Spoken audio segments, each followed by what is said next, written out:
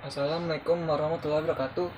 Perkenalkan, nama saya Bim Selendra, saya dari kelas 12 IPS 4. Dan dalam video kali ini saya akan mengajak kalian untuk mengetahui lebih dalam lagi tentang salah satu tokoh yang bernama Jenderal Ahmad Yani. Khususnya perannya dalam menjaga integritas atau persatuan bangsa Indonesia.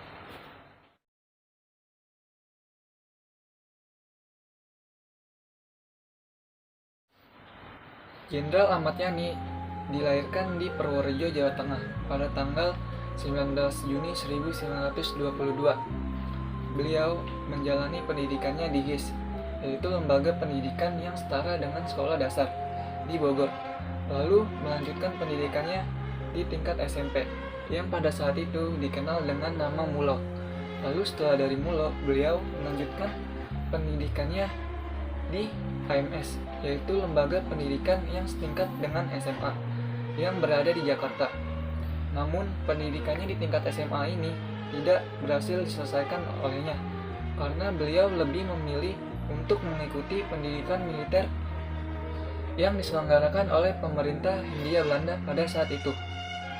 Pada awalnya beliau bergabung ke Dinas Topografi di Malang, tapi kemudian beliau memperoleh pendidikan militer secara intensif di Bogor.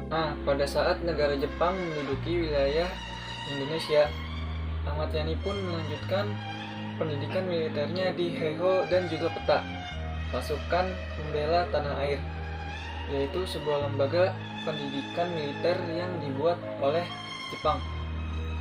Sebagai anggota pasukan militer, Ahmad Yani pun memiliki ketangkasan yang dapat diandalkan oleh pasukannya. Berbagai prestasi dapat diraihnya pada masa Perang Kemerdekaan, seperti misalnya saat Ahmad Yani berhasil menyita persenjataan milik tentara Jepang di Magelang.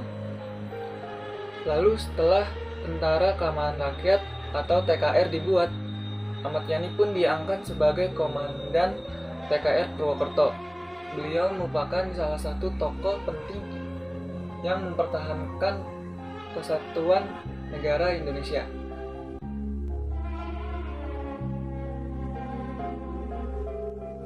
Pada saat agresi militer Belanda yang pertama, Ahmad Yani dan pasukannya yang berada di daerah Pingit berhasil menghalau serangan Belanda melalui perang gerilya.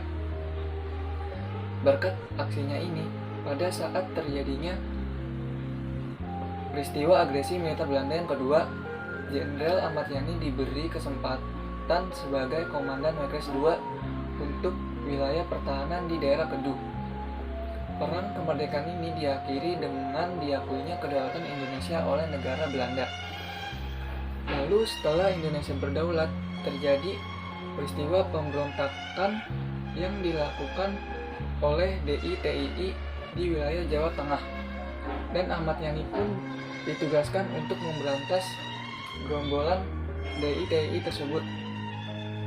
Lalu Ahmad Yani pun membentuk pasukan khusus yang diberi nama pasukan Benteng Riders. Dan operasi militer dilakukan di wilayah-wilayah Jawa Tengah. Lalu pada akhirnya pasukan gerombolan DITII berhasil ditumpaskan oleh pasukan Benteng Riders.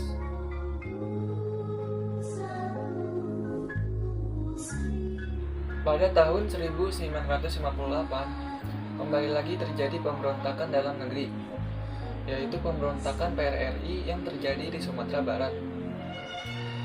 Ahmad Yani yang pada saat itu masih berpangkat kolonel diangkat menjadi komandan pada Komando Operasi 17 Agustus. Beliau memimpin operasi penumpasan pemberontakan tersebut dan berhasil menumpasnya. Setelah pulangnya dari operasi militer di Sumatera, beliau dipercayai untuk memangku jabatan sebagai Deputi 2 Pembinaan. Selain itu juga ia ditugaskan sebagai Deputi KSAD di wilayah Indonesia bagian timur. Pangkat tertinggi yang diperoleh oleh Jenderal Ahmad Yani adalah sebagai Kepala Staf Angkatan Darat. Dan pada tanggal 1 Januari 1963, pangkatnya dinaikkan menjadi Mayor Jenderal, dan setahun kemudian pangkatnya menjadi Letnan Jenderal.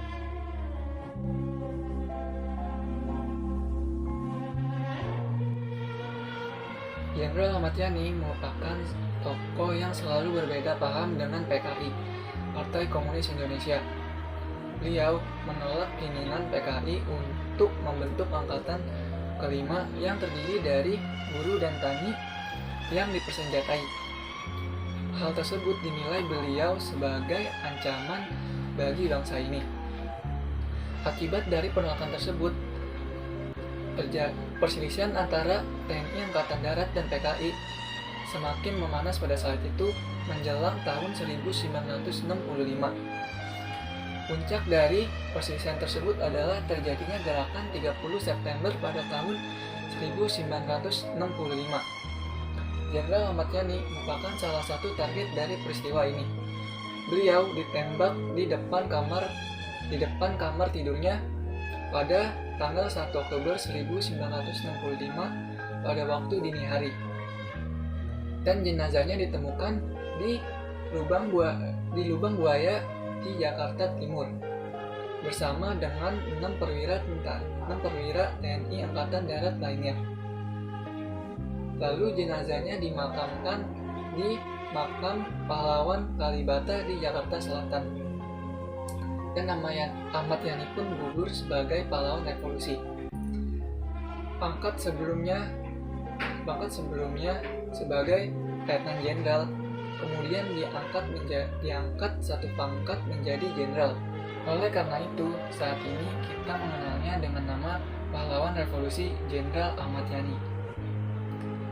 Cukup sekian, terima kasih. Wassalamualaikum warahmatullahi wabarakatuh.